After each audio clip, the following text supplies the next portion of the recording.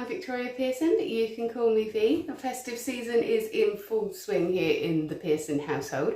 My husband is actually in the living room today wrapping up some gifts, so you and I are just going to hang out in here today. I'm going to make some Christmas crafts and I'm going to have a chat with you about how to avoid getting overwhelmed during the festive period, whether that is by learning to say no to people that keep asking you to do things, whether that's to avoid piling too much up on your plate, too many expectations, how to maintain your self-care throughout the festive period. It's something that a lot of us struggle with, especially with perfectionism around the festive sort of time. And so we're going to have a chat about how to avoid that and avoid that festive burnout and that January crash. But you know me, first thing we're going to do, make a cup of coffee.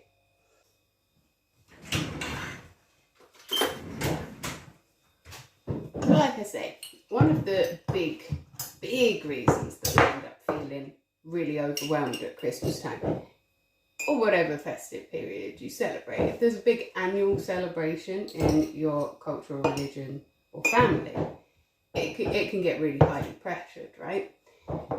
That is because we put, did I put 1 or 2 in there? We'll put a half in there, it's fine. One of the reasons that we can get really overwhelmed at Christmas time during the festive period is because we put a lot of pressure on ourselves to make it perfect.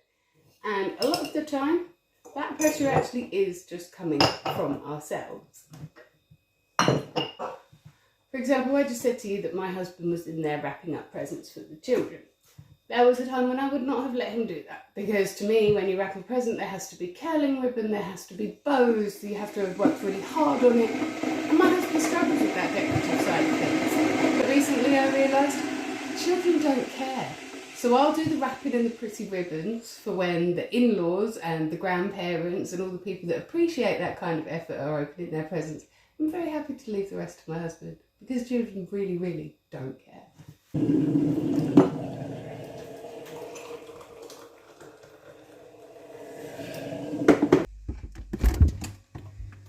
Letting go of that perfectionism was a huge part of actually making the festive season enjoyable for me as well. In fact, a lot of the time, when you are the main caregiver in the family or the main organiser of the festivities, just letting go of that perfectionism and realising that as long as you've got the people that you all love there and everyone's got something to eat, it will all be fine. It's a big, big part of actually letting a lot of that stress go and avoiding that January slump. Let's go make some cheap Christmas decorations.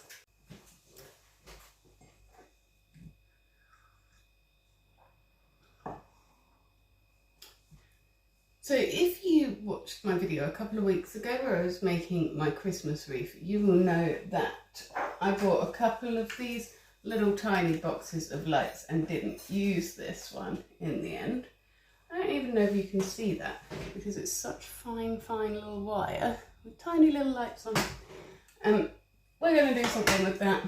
I'm just going to stick it around some holly and throw that in a jar, but I'm going to festive up the jar a little bit first. So I'll be doing that whilst we're chatting about stuff, alright? So we've talked letting go of perfectionism in order to give yourself an easier time. But another way to give yourself an easier time is learning to say no to people. And that can be a really, really tricky one at any time of year, but especially at the festive season, where other people also have expectations that they expect you to fulfill.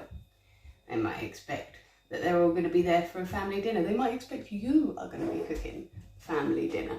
And this might be coming a little bit late to you right now. If you're currently trying to sleep in your nan's airing cupboard on a sofa cushion, having just agreed to cook for 22 people tomorrow, then it may be a little late, but perhaps you can practice saying this for next year, because it's all about saying no. There is nothing wrong with saying no to people. Some people will not react well to that, especially if they have gotten very, very used to you saying yes to everything that they ask. There is nothing wrong with saying no. And no is in itself a complete sentence. But at Christmas time, we do struggle with saying no to people, especially maybe to older people within our family who have some kind of authority over us still somehow. And it's difficult to say no. You can be then tempted to lie about why you can't do a thing. And then that's just more stress for you, isn't it? Because then you have to remember who thinks that you're where on Christmas Day. As if we haven't got enough to be thinking about right now. So as I say, no, it's a complete sentence. But a lot of the time it doesn't feel complete enough. We feel like we have to give some kind of reason or excuse why we can't be there. You don't have to do that, but you can put in filler words so it feels to the other person like you've done it. So, for example, it's so sweet of you to think of me. I actually won't be able to do that this year, but thank you for the invitation. Or, I can't actually make your Christmas party this year, but I would love to hear about it afterwards. Let me know what went on, show me all the pictures. I'm really looking forward to seeing how it all played out. That might sound like a bit of a cop-out to you, because you know that I'm just trying to say no to you. But to the other person, that will feel like even though you aren't able to come, you have still expressed an interest in it. And so you've been polite in that respect, and you've let them know that it's not them per se. If you have a chronic issue with saying no, practice it in the mirror. There is nothing that you can't master without practice. Now, the thing is, you can't control how somebody else is going to respond to you saying no, but that's up to them. How they respond is up to them. Especially if, like I say, if they've been used to you saying yes to them a lot, and then you start saying no, that's going to be an adjustment for them. But that is okay. They can learn to adjust. Humans are very, very adaptable. They will get used to the idea that you can sometimes say no to them. It's not going to make their head explode. Everything's going to be all right. No, I won't be able to do the roast potatoes this year. Can I bring you something from the shops instead? Yes, Uncle Robert, I would love to come and see you on Christmas Day, but I won't be staying the night because I just get too uncomfortable on your spare bed. You don't actually even have to say the why. I've already just messed up there myself by saying the why. Sometimes it doesn't hurt to say the why though, because it can mean that next year the invitation will be reframed. So maybe you really don't like sleeping in a bed that's not your bed, and so that's why you don't particularly want to say yes. Over the Christmas period, you're going to end up sleeping in somebody's spare room on a leaky air mattress and your back can't take it. You say that to them when they ask you. Thank you so much for thinking of me. I love spending the day with you, but honestly, I've got such a bad back, I really do need to be sleeping in my own bed. That sets the expectation up for next year, that you maybe don't like to sleep over, but you do love to visit.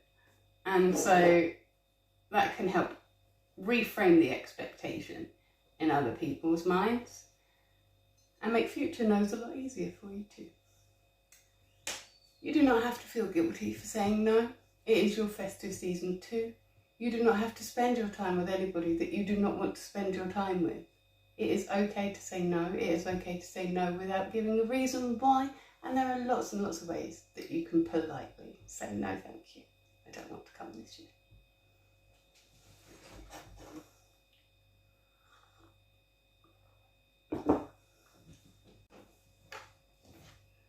Of course, if you know that you adore your family, you adore your friends, but you can't stand Christmas and you hate being forced to spend Christmas with everybody and you'd rather just be on your own, you could always retrain as something that doesn't get Christmas off. That's always an option. Become a paramedic. People won't even be upset that you can't spend Christmas with them. You say you're working and they have to say, oh, thank you for working for me. Oh, you're a fireman. Thank you for working on your Christmas and losing your Christmas so that we can enjoy ours.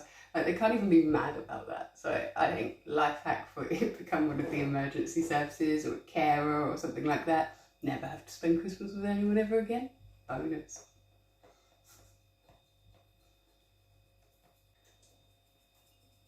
So saying no is an act of revolutionary self-care. Each time you do, it's a little Christmas present just for yourself. So along that note, we are only going to do what is absolutely necessary. Why are you making gingerbread house that nobody eats every single year? No one cares. You don't have to do that. You do not have to spend your time that way. It is still Christmas. Even if you don't fold the napkins in the right way, it is still Christmas. If you forget the Christmas pudding, it is still Christmas. if the tree falls over, all the lights go out. As long as you've got the people that matter to you there, then that is all that really matters.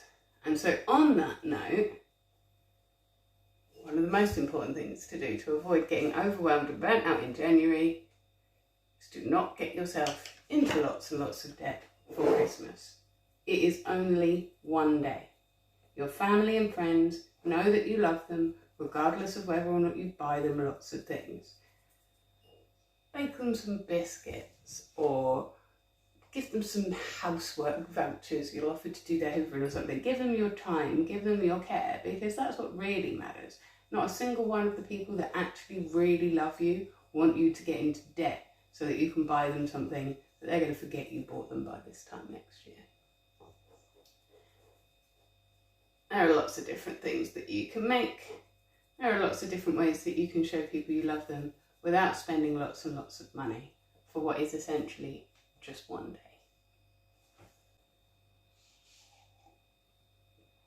I think that is now sufficiently silver painted for me to start putting some holly and ivy and stuff in there, and we'll twinkle the lights around after. All soaking wet because my husband thought I'd finished with it for some reason, dumped it all out of the bag all over the floor in the garden. Anyway, so I just said just then that as long as you have everybody that you love around you, then Christmas is still Christmas. So what if you don't have everyone that you love around you? That makes Christmas really, really hard. Either there could be people that you wish you could spend some time with, who you're not able to see this year. Maybe because they've already passed on, maybe they don't speak to you anymore, you had a big falling out, whatever.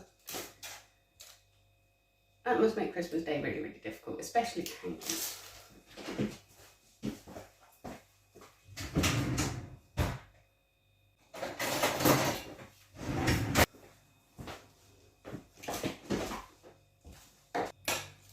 So that must make Christmas really, really difficult, especially because all of the advertising and the messaging around Christmas and the winter festive holidays is all about family and togetherness and, you know, making friends with little aliens. And that's one of our adverts that's running at the moment. Kid makes friends with an alien, because why not? Because it's Christmas. Very festive. So yeah, if you are spending Christmas Day on your own and you're wishing that you weren't spending Christmas Day on your own, then hearing me telling you that it's okay to not want to spend Christmas with your family must be quite difficult for you. And I apologise for that. If you are alone on Christmas and feeling lonely, there are lots of places online that you can get a sense of community and togetherness on that day.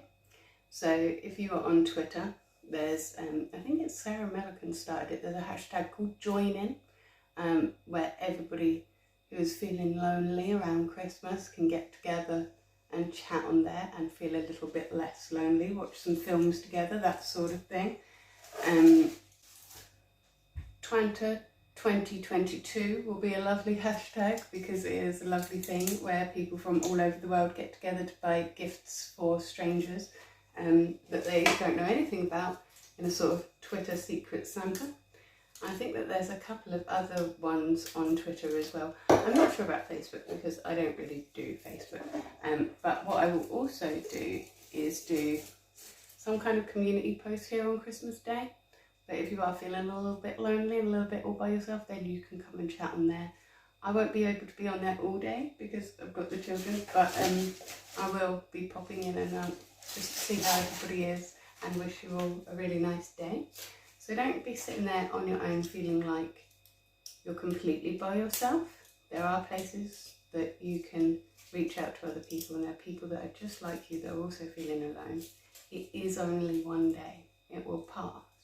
If you're feeling desperately lonely, you can speak to the Samaritans, or come and speak to me, come and speak to one of us online. Somebody will be here and the day will pass before you know it and be over and done with for another year. And we won't have to worry about it anymore. Oh, I forgot I just painted that. Gross. Gross, gross, gross. Oh, and I'm filming, hi. So remember, it is just the one day. It is going to pass. Also, I want to warn you, don't be tempted to just hit the booze to get you through it. It can be very tempting, especially if you've got an unsupportive family that you have to spend time with, or feel you have to spend time with. Or, you know, if you have to spend time with people that aren't bringing you joy, people that don't accept you for who you are, people that don't really understand who you really are. It can be really, really difficult to remind yourself that it is only one day, it is only a weekend or whatever. And so it can be really, really tempting to just hit the booze, just take the edge off of it. And I understand that instinct, believe me. But it is only going to make you feel worse in the longer run. The next morning you're going to feel terrible, you're still going to feel overwhelmed, you're still not going to feel able to deal with it at all. Only now you've got a hangover to go with it. And who needs that when they're dealing with relatives that are already quite difficult to deal with? Certainly not me. So yeah, by all means have a drink to enjoy yourself, but don't be hitting the booze to try and get yourself through the day, because it's just going to make your day so much more overwhelming and so much worse.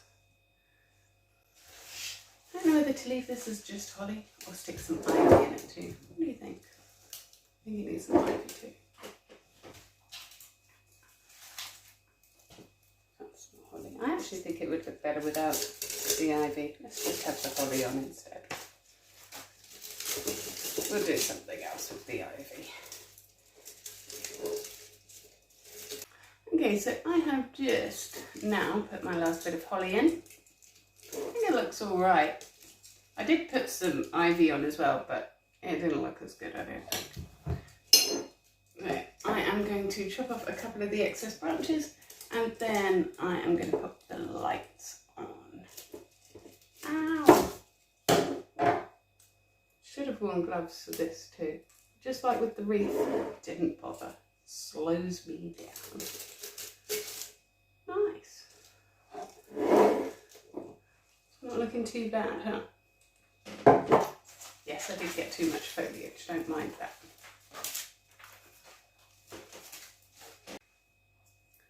So my other tip for keeping Christmas and all other festive things actually quite stress-free is do as much as you can in advance. Now, on Christmas Eve, I will prep all of our veg so that I can just bung it into the oven on Christmas morning at various times, and I don't have to worry about it. I will be doing a standard roast chicken dinner. I won't be eating the chicken, as you know, I'm vegetarian. But foods that we normally like, but simple foods, nothing complicated, nothing too over the top, because I don't want the added stress on Christmas Day that I'm going to mess up some new recipe. I'm going to stick to a tried and tested classic that I know that I can cook, because then I know that everybody's been going away from the table with a full belly full of stuff that they like. And that is the most important thing, isn't it? And so I'm not going to go, I'm not going to be cooking something that I've never cooked before just because it's fancy, because it's Christmas. I'm going to do something tried and tested that I know that I can manage. And on a similar vein to that, as well as keeping it simple and doing as much as you can in advance, try and clear as much of the first week of January as you can as well, because that way, this is coming together now nicely, that way you can have a little slump time for yourself without feeling guilty or feeling like the rest of your life is flooding backwards because you need a little bit of recovery time from the festive period. It's all right to need a little bit of recovery time. If you can structure your first week of January so that you can ease back into normal life more gently, then it's going to feel less culture shock for you. You're going to feel more chill, more calm, more able to handle it again next year. Voila! Came out quite nicely, didn't it? I mean, I don't know how well you can see the lights on here because it's quite bright in here, but I think in the evening that's going to look super cute. I will be here every day in daily shorts, including on Christmas Day. You can come and take a breath with me. I'll tell you what I'm grateful for. You can pop into the comments and tell me what you're grateful for if you want to. Or just tell me about your day, because I love to hear what makes you smile. I will be back for a longer weekly vlog on Monday, as usual, even though I think it'll be Boxing Day by then. But I will be here anyway. We'll be talking about recovery from the festive period, that sort of thing. I hope that you will join me for that. I hope that you have a wonderful festive season and that you manage to hold some space for you and your self-care. If you don't manage that this year, maybe that should be a New Year's resolution for next year, practicing how to say no to people and how to prioritise your own self. Have a beautiful festive period if you celebrate. I will see you around, and like I said, on Christmas Day I will be popping up a community post for you to all chat on. If you are feeling lonely, we will be around. I will pop in throughout the day and say hi. Join me next Monday then for my next vlog, but until then, you have yourself a magical week.